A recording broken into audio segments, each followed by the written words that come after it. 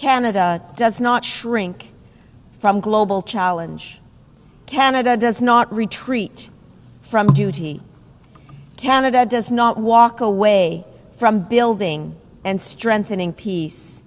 Even as the world changes, Canada remains a stable and reliable partner, both in business and collective security.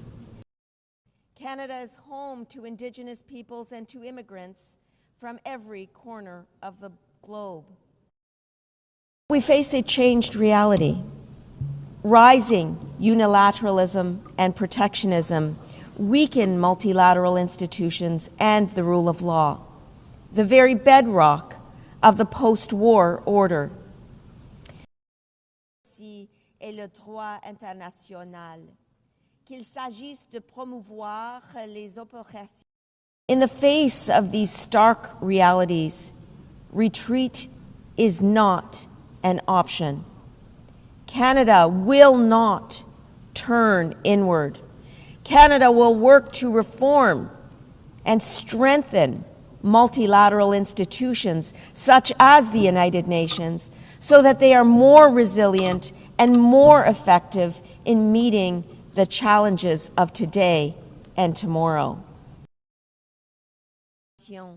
Nous défendons les principes fondamentaux de souveraineté, de dignité et de paix.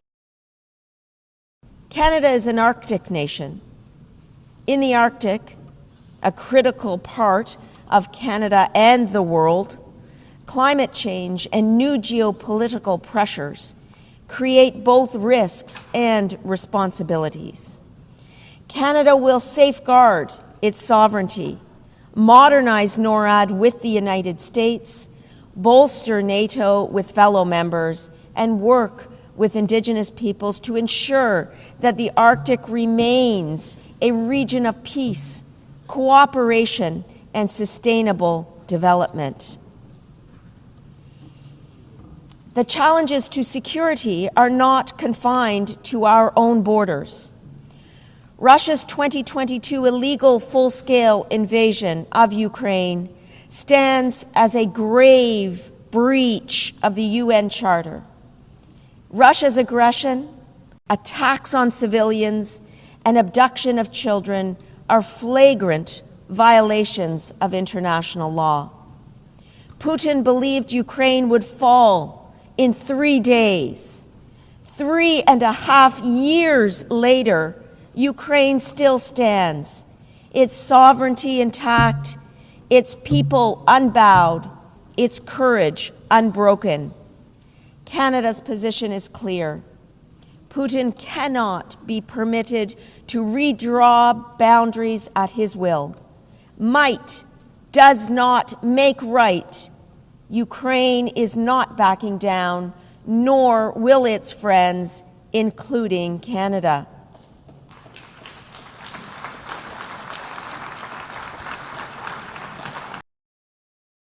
In the Middle East, the October 7th terrorist attack by Hamas on Israeli civilians was absolutely horrific.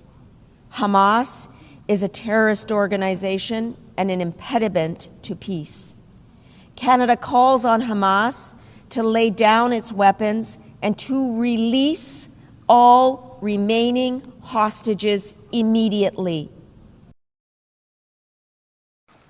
En soutenant l'Ukraine, nous ne défendons pas seulement une nation.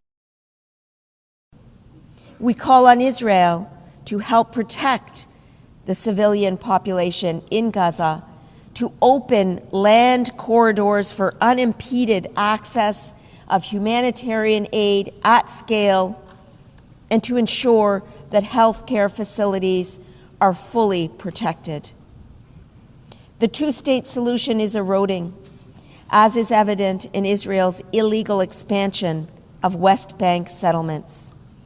Canada's recognition of Palestine last week reflects long-standing Canadian policy based on the right of the Palestinian people to self-determination and our commitment to a two-state solution, a future where Israelis and Palestinians live side by side in peace and security, and to contribute to the political processes that must follow. As we have seen with the Coalition of the Willing for Ukraine, these efforts in support of the UN Charter need to become the new norm so that we can move forward on urgent challenges at scale and at speed. A generation of Canadians, including Canada's fierce and inspiring ambassador to the United Nations, Bob Rae, who has provided a lifetime of dedicated service to our country, helped to build these multilateral institutions. As former UN Secretary General Kofi Annan once said, in an era of global challenges, the world needs multilateralism now more than ever. No nation can solve its problems alone. This is the spirit of Canada, and Canadians are rising to the challenge. We will work toward a world where prosperity is shared, security is collective, and peace is lasting.